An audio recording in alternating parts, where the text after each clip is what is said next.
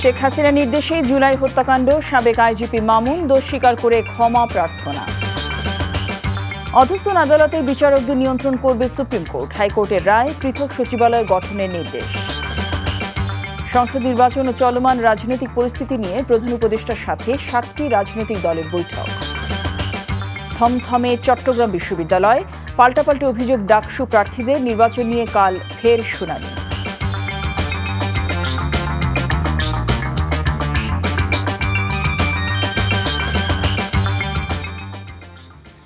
আসসালামু আলাইকুম, জসিন্তা জিনিয়া স্বাগত জানাচ্ছি এনটিভির সন্ধ্যার খবরে। ক্রাউন সিমেন্ট শিরোনাম দেখছিলেন, এবার পুরো খবর। জুলাই আগস্ট হত্যায় নিজের দোষ স্বীকার করে নিহত ও আহতদের পরিবার, দেশবাসী এবং ট্রাইব্যুনালের কাছে ক্ষমা চেয়েছেন সাবেক আইজিপি চৌধুরী আবদুল্লাহ আল মামুন। এমনকি জুলাই আগস্ট আন্দোলন দমাতে হত্যার নির্দেশ দেন সাবেক প্রধানমন্ত্রী শেখ হাসিনা এবং স্বরাষ্ট্রমন্ত্রী আসাদুজ্জামান খান কামাল। আজ রাজসাক্ষী হিসেবে দেয়া জবানবন্দিতে মামুন এসব তথ্য দেন। রিপোর্টে আরও জানাচ্ছেন হাসান জাভেদ। জুলাই আগস্ট আন্দোলনের সময় পুলিশের আইজি ছিলেন চৌধুরী আবদুল্লাহ আল মামুন। সে সময় আন্দোলন দমনে কিভাবে সাবেক প্রধানমন্ত্রী শেখ হাসিনা, সাবেক স্বরাষ্ট্রমন্ত্রী আসাদুজ্জামান খান কামাল মারণাস্ত্র ব্যবহার করে হত্যার নির্দেশ দিয়েছিলেন তা জবানবন্দিতে তুলে ধরেন আসামি ও রাজসাক্ষী মামুন। বলেন, তাদের নির্দেশ অতি উৎসাহী হয়ে বাস্তবায়ন করেন আইনশৃঙ্খলা বাহিনীর ঊর্ধ্বতন কিছু কর্মকর্তা। প্রধানমন্ত্রী নির্দেশ কিভাবে দিতেন, তারিক আহমদ সিদ্দিকী কিভাবে বাংলাদেশের এই মানবতা বিরোধী অপরাধ গত 15 বছরে যা কিছু হয়েছে তার সাথে কিভাবে সম্পৃক্ত, স্বরাষ্ট্রমন্ত্রী কিভাবে প্রধানমন্ত্রীর কাছ থেকে নির্দেশ পেতেন, কিভাবে সেই নির্দেশ নিচের দিকে ক্যারি আউট করা হতো, এই যে সামগ্রিক বিষয়, একটা ওয়াইড স্প্রেড সিস্টেম্যাটিক অ্যাটাক প্রমাণ করার জন্য যা কিছু এলিমেন্টস দরকার, সেগুলো আজকের এই সাক্ষ্য তার অফিসিয়াল পজিশন থাকার কারণে তিনি জানেন বলে আদালতের কাছে তুলে ধরেছেন। সাক্ষ্যে সাবেক আইজিপি বলেন, জুলাই আন্দোলন দমনে সমন্বয়কদের আটক করে ডিবি কার্যালয়ে নেয়ার সিদ্ধান্ত ছিল ডিজিএফআই-এর, আর তা বাস্তবায়ন করেন ডিবির হারুনুর রশিদ। সাক্ষ্যের শেষ পর্যায়ে এসে জুলাই আন্দোলনে নৃশংস হত্যাযোগ্য হয়েছে বলে উল্লেখ করেন মামুন। সেজন্য তিনি লজ্জিত, অনুতপ্ত ও দুঃখ প্রকাশ করে ক্ষমা চান।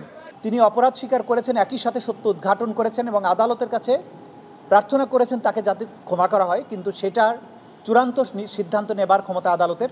আজকের এই সাক্ষীর বক্তব্যের মাধ্যমে আমরা এই সমস্ত অপরাধীদের বিরুদ্ধে যে অপরাধগুলো প্রমাণ করার চেষ্টা করছিলাম সেটি একটা মারাত্মক অকাট্য দলিল হিসেবে আজকে উপস্থাপিত হয়েছে। 2018 সালে নির্বাচনের আগের রাতে 50% ব্যালটে সিল দিয়ে তা বাক্সে রেখে দেওয়ার পরামর্শ দিয়েছিলেন সাবেক আইজিপি জাবেদ পাটোয়ারি। সেভাবেই প্রধানমন্ত্রীর কার্যালয়ের নির্দেশে মাঠ পর্যায়ে তা বাস্তবায়ন করা হয় বলে সাক্ষ্যে জানান চৌধুরী আবদুল্লাহ আল মামুন। Hasan Javed, NTV news, Dhaka. জুলাই গণঅভ্যুত্থানে গণহত্যায় অভিযুক্তদের দ্রুত বিচার শেষ করতে তৃতীয় ট্রাইব্যুনাল গঠন হতে পারে বলে জানিয়েছেন আইন উপদেষ্টা আসিফ নজরুল। আজ সকালে আন্তর্জাতিক অপরাধ ট্রাইব্যুনাল 2-এর ভবন পরিদর্শন করে তিনি একথা বলেন। জুলাই আগস্টের হত্যাযজ্ঞের বিচারের গতি সন্তোষজনক জানিয়ে তিনি বলেন, এই বিচারকে সর্বোচ্চ গুরুত্ব দিচ্ছে সরকার। বিচার কাজ দ্রুত সম্পাদনের লক্ষ্যে গত 17 জুন গঠন করা হয় আন্তর্জাতিক অপরাধ ট্রাইব্যুনাল 2। অস্থায়ীভাবে ওই ট্রাইব্যুনাল দ্রুতই নতুন ভবনে নেওয়া হবে বলে জানান উপদেষ্টা। এছাড়া গুম সহ অন্যান্য মানবতা বিরোধী অপরাধের মামলার বিচার ত্বরান্বিত করতে প্রয়োজনে আরও একটি ট্রাইব্যুনাল গঠনের কথাও জানান তিনি। সংবিধানের 116 অনুচ্ছেদ পুনর্বহাল করে অধস্তন আদালতের বিচারকদের নিয়ন্ত্রণ ও শৃঙ্খলা বিধানের ক্ষমতা সুপ্রিম কোর্টের কাছে ফিরিয়ে দিয়ে রায় দিয়েছে হাইকোর্ট। আজ বিচারপতি আহমেদ সোহেল এবং দেবাশিস রায়চৌধুরী হাইকোর্ট বেঞ্চ এই রায় দেন। 3 মাসের মধ্যে বিচার বিভাগের জন্য পৃথক সচিবালয় গঠন করতেও নির্দেশ দেয় হাইকোর্ট। তামজিদ সুমনের রিপোর্ট। দলীয় সরকারের অধীনে নিম্ন আদালতের বিচারকদের সরাসরি নিয়ন্ত্রণ করে আসছিল আইন মন্ত্রণালয়। অথচ 1972 সালের সংবিধান অনুযায়ী নিম্ন আদালতের বিচারকদের বদলি ও শৃঙ্খলা বিধানের দায়িত্ব ছিল সুপ্রিম কোর্টের হাতে। কিন্তু 1974 সালে 4র্থ সংশোধনীর মাধ্যমে তা রাষ্ট্রপতির হাতে ন্যস্ত হয়, আর 5ম সংশোধনীতে তা রাষ্ট্রপতির অধীনে সংসদের কাছে ন্যস্ত করা হয়েছিল। তবে সুপ্রিম কোর্ট 5ম সংশোধনী বাতিল করলে ফের রাষ্ট্রপতির পরামর্শে নিম্ন আদালতের বিচারকদের নিয়ন্ত্রণ করা হতো। শেখ হাসিনা পালিয়ে যাওয়ার পর 25 আগস্ট সংবিধানের 116 অনুচ্ছেদ চ্যালেঞ্জ করে রিট করা হয়, যার শুনানি শেষে চূড়ান্ত রায়ে সংবিধানের 116 অনুচ্ছেদ পুনর্বহাল করল হাইকোর্ট। যে সরকার যখন ক্ষমতায় আসে তখনই নিম্ন আদালতকে প্রভাবিত করতে চায়। কে পছন্দের কে অপছন্দের এই সকল দুষ্ট চক্রের অবসান হবে। একই সাথে আমাদের অধস্তন বিচার বিভাগের অফিসারদের যে ইন্টেলেকচুয়াল ক্যাপাসিটি আছে, এই ইন্টেলেকচুয়াল ক্যাপাসিটি ব্যবহার করে তারা সকল আইনের ব্যাখ্যা দিতে পারবে। আজকের এই রায়ের মাধ্যমে উপযুক্ত কর্তৃপক্ষের হাতে আর কোনো নাটাই থাকলো না। নাটাই পরিপূর্ণভাবে সুপ্রিম কোর্টের উপর ন্যস্ত থাকলো। এক্সিকিউটিভ বা শাসন বিভাগ আর ছড়ি ঘোরাতে পারবেন না। এই রায়ে ঐক্যমত্য কমিশনের কয়েকটি সুপারিশ উল্লেখ করা হয়েছে। এটা একটা খুবই ঐতিহাসিক রায় হয়েছে। ঐক্যমত্য কমিশনের কাজের মধ্য দিয়ে এটা এসছে যে 31টি দল এতে একমত। এটাও আমরা আদালতের নজরে এনেছিলাম এবং আদালত তার রায়ে সেটাও উল্লেখ করেছেন। সংবিধান সংস্কার কমিশন এবং বিচার বিভাগ সংস্কার কমিশন, এই দুই কমিশনই তাদের রিপোর্টে বলেছিলেন যে 116 অনুচ্ছেদের সংশোধন করে বিচার বিভাগের কর্তৃত্ব সুপ্রিম কোর্টের উপর ন্যস্ত করা উচিত। রায়ের মধ্য দিয়ে অধস্তন আদালতের বিচারকদের নিয়ন্ত্রণ ও শৃঙ্খলা বিধানের পূর্ণ নিয়ন্ত্রণ ফিরে পেল supreme court. Tamjid Suman, NTV news, Dhaka. জাতীয় সংসদ নির্বাচন ও চলমান রাজনৈতিক পরিস্থিতি নিয়ে প্রধান উপদেষ্টা ডক্টর মোহাম্মদ ইউনূসের সাথে 7টি রাজনৈতিক দল ও একটি সংগঠনের প্রতিনিধিদের বৈঠক শেষ হয়েছে। কিছুক্ষণ আগে শেষ হওয়া এই বৈঠকে এবি পার্টি, নাগরিক ঐক্য, গণসংহতি আন্দোলন, গণ অধিকার পরিষদ, LDP, ইসলামী আন্দোলন বাংলাদেশ ও জাতীয় গণফ্রন্টের প্রতিনিধিরা অংশ নেন। রাজনৈতিক দলের বাইরে সংগঠন হিসেবে হেফাজতে ইসলামের প্রতিনিধিরাও এই বৈঠকে যোগ দেন। প্রধান উপদেষ্টার সরকারি বাসভবন যমুনায় এই বৈঠক অনুষ্ঠিত হয়। এর আগে গত রোববার প্রধান উপদেষ্টা অধ্যাপক মোহাম্মদ ইউনূস বিএনপি, জামায়াত ইসলামী এবং এনসিপি নেতাদের সাথে বৈঠক করেন। বৈঠক শেষে রাজনৈতিক নেতারা বলেন, আইনশৃঙ্খলা পরিস্থিতির উল্লেখযোগ্য উন্নতি ছাড়া জাতীয় সংসদ নির্বাচন সুষ্ঠুভাবে করা সম্ভব হবে না। অস্ত্র লুণ্ঠন হয়েছিল, এই লুণ্ঠন কিন্তু অস্ত্র সম্পূর্ণভাবে এখন পর্যন্ত আমরা এগুলো উদ্ধার করতে পারি নাই। তবে সরকারের আরও কঠোর ব্যবস্থা গ্রহণ করা উচিত যেইভাবে এই অস্ত্রগুলো উদ্ধার করা যায়, কারণ মানুষের জীবনযাত্রা কোনো স্বাভাবিক অবস্থা থাকবে না যদি অস্ত্রধারীদের হাতে অস্ত্র থাকে। এই বিষয়গুলো মূলত আমাদের মধ্যে আলোচনা হয়েছে। যে সরকারের কার্যক্রমে সমন্বয় ও দৃঢ়তা এবং সুশৃঙ্খলতার খুব অভাব আমরা দেখতে পাচ্ছি। নুরুল হক নূর আহত হওয়া এবং চট্টগ্রাম বিশ্ববিদ্যালয়ে যে ঘটনা ঘটেছে সেখানে আমরা দেখেছি যে সরকার এবং আইন শৃঙ্খলা রক্ষাকারী বাহিনীর মধ্যে এক ধরনের সমন্বয় এবং নিয়ন্ত্রণ বা কর্তৃত্বের একটা ঘাটতি আছে। রাজনৈতিক দলগুলোর সাথে প্রধান উপদেষ্টা অধ্যাপক মোহাম্মদ ইউনূসের বৈঠক শেষে এখন চলছে ব্রিফিং। সরাসরি যাচ্ছে সেখানে। জানিয়েছি, তিনি আমাদেরকে বলেছেন তাই নাকি, তিনি একটু বিস্মিত হয়ে আমাদেরকে জানিয়েছেন।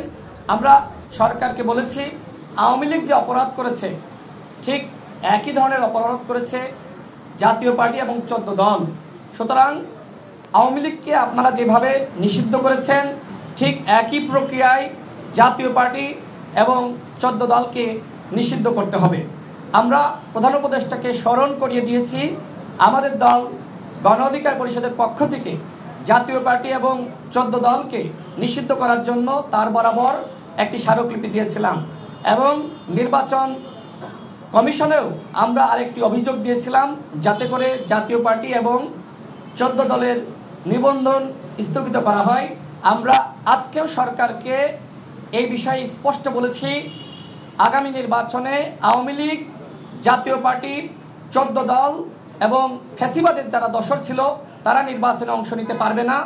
আওয়ামী লীগকে যেভাবে নিষিদ্ধ করা হয়েছে জাতীয় পার্টি এবং 14 দলকে একই প্রক্রিয়ায় সাংগঠনিক কার্যক্রম নিষিদ্ধ করতে হবে। আমাদের জানছিলাম ব্রিফিং এর অংশবিশেষ। মানুষের মধ্যে বিভ্রান্তি তৈরি করতে আওয়ামী লীগ ভারত থেকে গুজব ছড়াচ্ছে অভিযোগ করে সবাইকে ঐক্যবদ্ধ থাকার আহ্বান জানিয়েছেন বিএনপি মহাসচিব মির্জা ফখরুল ইসলাম আলমগীর। আর অদৃশ্য শক্তির ষড়যন্ত্র মোকাবেলায় সবাইকে সজাগ থাকার আহ্বান জানিয়েছেন দলটির স্থায়ী কমিটির সদস্য গয়েশ্বর চন্দ্র রায়। ইফতেখার রেজা রিপোর্ট। বিএনপির ৪৭তম প্রতিষ্ঠাবার্ষিকী উপলক্ষে রাজধানীর উত্তরায় ১৫ নম্বর সেক্টরে খাল পরিষ্কার পরিচ্ছন্নতা কর্মসূচির আয়োজন করে ঢাকা মহানগর উত্তর বিএনপি। গুজবে কান না দেওয়ার আহ্বান জানিয়ে বিএনপি মহাসচিব বলেন, বিভ্রান্তি সৃষ্টি করার জন্য ভারত থেকে সামাজিক যোগাযোগ মাধ্যমে আওয়ামী লীগ গুজব ছড়াচ্ছে। কিন্তু শয়তানি ছাড়ে না, ওই ভারতে গিয়ে আবার শয়তানি শুরু করছে, তাই না? ওইখানে আওয়ামী লীগকে বড় উস্কায় দেয়, ছাত্রলীগকে উস্কায় দেয়, এই তোমরা গোলমাল করো, মিটিং করো, মিছিল করো, মারামারি করো, নেতাদেরকে মারো, তাই করেছে। নূরকে মারছে, তাই না? আমাদের আরেক নেতা লুৎফর ভাই, তাকেও মারছে। আপনারা সাবধান থাকবেন, যদি আপনাদের কারো উপর হাত পড়ে, ওই আওয়ামী লীগের সেই হাত আমরা ভেঙে দেব। এদিকে বিএনপির ভারপ্রাপ্ত চেয়ারম্যান তারেক রহমানের কারামুক্তি দিবস উপলক্ষে জাতীয় প্রেস ক্লাবে আয়োজিত আলোচনা সভায় ফ্যাসিবাদের দোসর হিসেবে জাতীয় পার্টির বিচার দাবি করেন দলটির সিনিয়র যুগ্ম মহাসচিব রুহুল কবির রিজভী। কারা এই দেশকে আওয়ামী ভয়ঙ্কর স্বেচ্ছাতন্ত্রকে প্রতিষ্ঠিত করার সিল দেওয়ার দায়িত্ব পালন করেছে, তার মধ্যে একটি হচ্ছে জাতীয় পার্টি। তারা ফ্যাসিবাদকে সমর্থন দিয়ে তাদের বয়ানের সাথে গলায় সুর মিলিয়ে যারা কাজ করেছে, তাদের তো বন্ধুরা আমার আইনের আওতায় অবশ্যই তাদের বিচার জনগণ দেখতে চায়। ডাকসুর সাবেক ভিপি নুরুল হক নুরের উপর হামলা ন্যাক্কারজনক বলেও মন্তব্য করেন রিজভী। Iftekhar Reza, NTV news, Dhaka. হত্যার উদ্দেশ্যে গণ অধিকার পরিষদের সভাপতি নুরুল হক নূরকে আঘাত করা হয়েছিল বলে অভিযোগ করেছেন বিএনপি মহাসচিব মির্জা ফখরুল ইসলাম আলমগীর। জিয়াকপার সভাপতি খন্দকার লুৎফর রহমান এবং ভিপি নূরের শারীরিক অবস্থার খোঁজ নিতে হাসপাতালে গিয়ে তিনি কথা বলেন। দুষ্কৃতকারীদের হামলায় আহত হয়ে গতরাতে রাজধানী কাকরাইলের ইসলামী ব্যাংক হাসপাতালে চিকিৎসাধীন জিয়াকপার সভাপতি খন্দকার লুৎফর রহমানকে মঙ্গলবার সকালে দেখতে যান বিএনপি মহাসচিব মির্জা ফখরুল ইসলাম আলমগীর। এ সময় তিনি তার সুচিকিৎসার পরামর্শ দেন। এরপর ঢাকা মেডিকেলে গণ অধিকার পরিষদের সভাপতিকে নুরুল হক নূরকে দেখতে যান বিএনপি মহাসচিব। এ সময় ভিপি নূরের স্বাস্থ্যের খোঁজ নেন মির্জা ফখরুল। চট্টগ্রাম বিশ্ববিদ্যালয়ের শিক্ষার্থী ও স্থানীয়দের সংঘর্ষ ঘটনায় আজও বিশ্ববিদ্যালয় এলাকায় থমথমে অবস্থা বিরাজ করছে। দ্বিতীয় দিনের মতো অব্যাহত রয়েছে ১৪৪ ধারা। এদিকে গুরুতর আহত ২ শিক্ষার্থীর অবস্থা এখনও সংকটাপন্ন।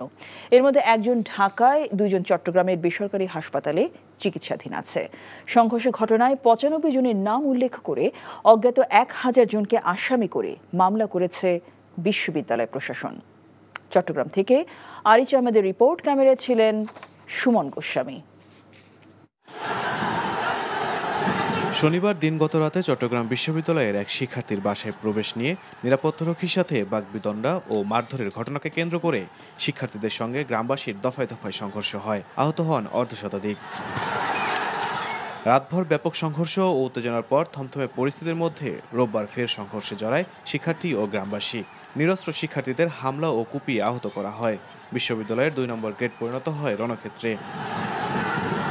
একের পর এক আহত শিক্ষার্থীকে নেওয়া হয় চট্টগ্রাম মেডিকেল কলেজ সহ বিভিন্ন হাসপাতালে। বিশ্ববিদ্যালয় ও আশেপাশের এলাকায় জারি করা হয় ১৪৪ ধারা। এরপর থেকেই থমথমে বিশ্ববিদ্যালয় ক্যাম্পাস। এদিকে আহত শিক্ষার্থীদের সুচিকিৎসা ও সন্ত্রাসীদের আইনের আওতায় আনার দাবি ছাত্রদল সহ বেশ কয়েকটি সংগঠনের। আমরা মামলা করার কথা শুনেছি এবং গ্রেফতারের কথাও শুনেছি, কিন্তু আমরা দৃশ্যমান এখনো কোনো কিছু দেখিনি। এলাকার সাধারণ মানুষ আসলে আমাকে হামলা করার জন্য আসবে না কেউ, বা তারা এত অর্গানাইজভাবে একত্রে মানে আমাদের উপরে হামলা করবে না। এখানে অবশ্যই একটা পক্ষের ইন্ধন ছিল। তদন্ত কমিটি ও বিশ্ববিদ্যালয়ের ডিন জানান, হাসপাতালে ভর্তি শিক্ষার্থীদের মধ্যে ২ জনের অবস্থা আশঙ্কাজনক। তাদেরকে বেসরকারি হাসপাতালের আইসিইউতে রাখা হয়েছে। আমাদের যারা ছাত্র যারা আহত হয়ে হসপিটালে চিকিৎসা নিচ্ছে, চিকিৎসার ব্যয়ভার বিশ্ববিদ্যালয় কর্তৃপক্ষ বহন করবে। উন্নত চিকিৎসার জন্য প্রয়োজনে যদি হাসপাতাল কর্তৃপক্ষ সাজেস্ট করে দেশের বাইরে নিয়ে যাবো, সেটাও বিশ্ববিদ্যালয় কর্তৃপক্ষ সেটা সেই খরচ দিয়ে বা সেটা দায়িত্ব নেবে। এদিকে চট্টগ্রাম বিশ্ববিদ্যালয়ের নিরাপত্তা দপ্তর থেকে চুরি হয়ে যাওয়া দেশীয় অস্ত্র জমা দেওয়ার নির্দেশ দিয়েছে বিশ্ববিদ্যালয় প্রশাসন। NTV news desk.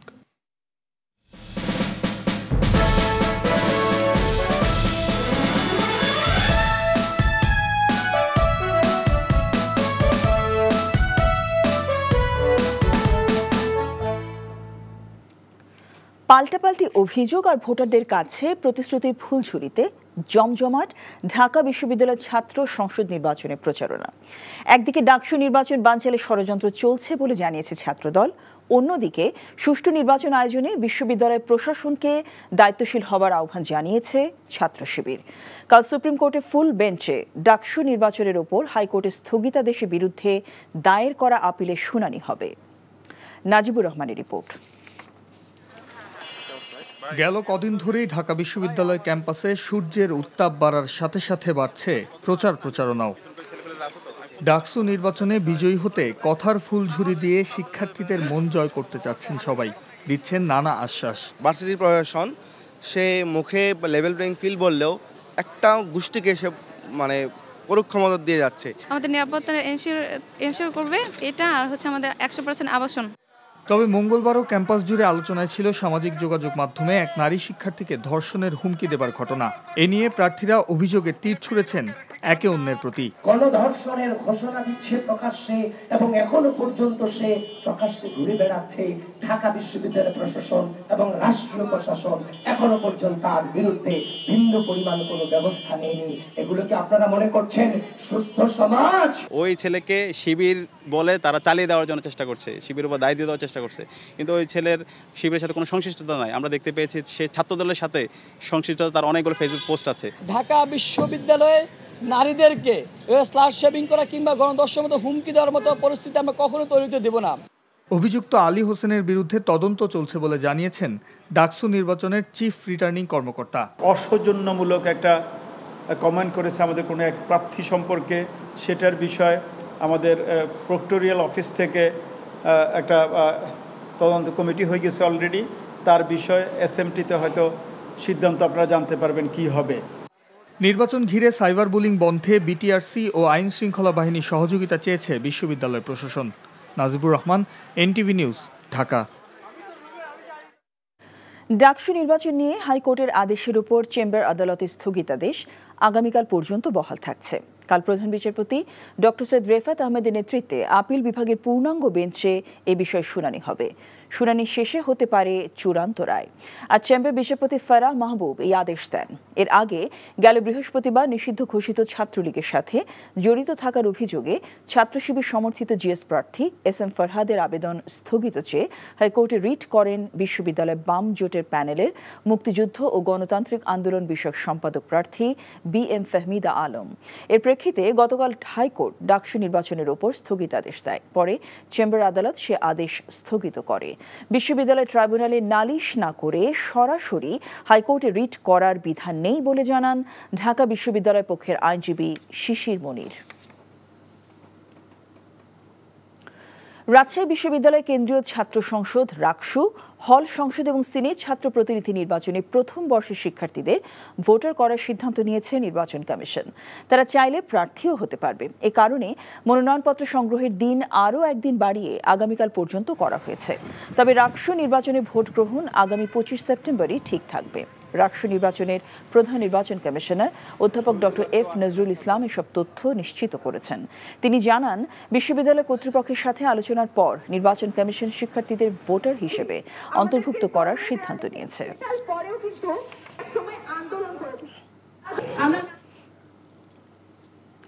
বিভিন্ন বিশ্ববিদ্যালয়ে চলমান সংকট দ্রুতই কেটে যাবে এবং যে কোনো সহায়তার জন্য বিশ্ববিদ্যালয় সহ স্থানীয় প্রশাসনের সাথে মন্ত্রণালয় যোগাযোগ অব্যাহত রেখেছে বলে জানিয়েছেন শিক্ষা উপদেষ্টা সিআর আবরার। দুপুরে সচিবালয়ে সাংবাদিকদের সাথে আলাপকালে এসব বলেন তিনি। যে কোনো সমস্যাই আলাপ আলোচনার মাধ্যমে সমাধান হওয়া সম্ভব। আমরা আশা করি, আমরা জানি যে সেই প্রক্রিয়া শুরু হয়েছে এবং সেটা সমাধানের দিকেই এটা এগিয়ে যাচ্ছে। আমরা আশা করি দ্রুতই এই সমাধান এখানে হবে। বিভিন্ন পার্টি তারা একে অপরকে বুঝে অবস্থান তাদের বদলিয়ে মোটামুটিভাবে একটা সিদ্ধান্তে তারা সর্বপার্টি গ্রাহ্য একটা সিদ্ধান্ত সেখানে তারা আসতে পারবেন। আপনারা দেখছেন এনটিভি সন্ধ্যার খবর। একটা বিরতি নিচ্ছি, ফিরে এসে থাকছে। নীলফামারী ইপিজেডে আইনশৃঙ্খলা বাহিনীর সাথে শ্রমিকদের সংঘর্ষে নিহত এক। স্বল্পোন্নত তালিকা থেকে উত্তরণের পর চ্যালেঞ্জ মোকাবেলায় এদেশের ব্যবসায়ীদের সহায়তা করবে ইইউ।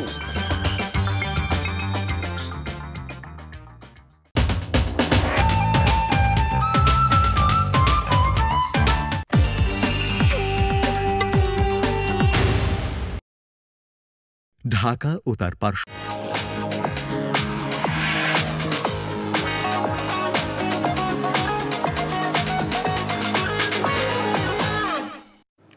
মার্কেন্টাইল ব্যাংক অর্থনীতির খবর।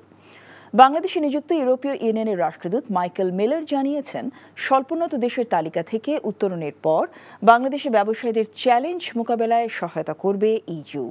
সকালের রাজধানী মতিঝিলে Dhaka chamber of commerce and industry DCCI আয়োজিত সেমিনারে এসব বলেন তিনি। বাংলাদেশে ব্যবসা করতে নানা প্রশাসনিক জটিলতায় ভুগতে হয় মন্তব্য করে তিনি বলেন, এসব সমস্যার সমাধান করা গেলে নতুন বিনিয়োগ আনতে বর্তমান বিনিয়োগকারীরা অ্যাম্বাসাডর হিসেবে কাজ করবে। অনুষ্ঠানে বাণিজ্য সচিব মাহবুবুর রহমান বলেন, 1 মাসের মধ্যে বাণিজ্যিক আদালত প্রতিষ্ঠার খসড়া আইন তৈরি করা হবে। আর ডিসিসিআই সভাপতি জানান, বাণিজ্যিক বিরোধের অমীমাংসিত অবস্থার কারণে প্রতি বছর প্রায় $3.5 বিলিয়ন ক্ষতি হচ্ছে।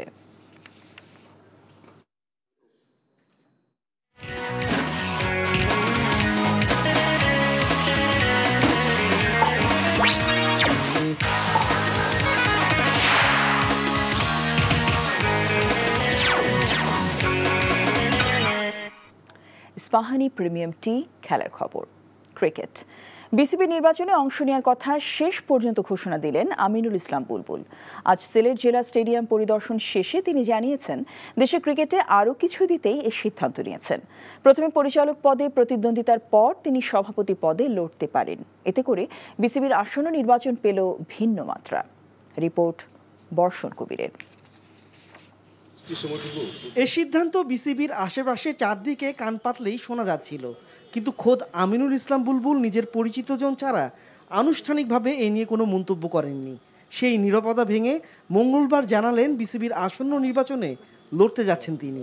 কোন ক্যাটাগরি থেকে তিনি প্রতিদ্বন্দ্বিতা করবেন পরিচালক পদে সেটা জানাননি বুলবুল। ফাহিম ভাই অলরেডি ডিক্লেয়ার করেছে বোর্ডের পক্ষ থেকে যে অক্টোবরের প্রথম সপ্তাহে আমরা ইনশাআল্লাহ ইলেকশন করব এবং প্রপার ইলেকশনই করব।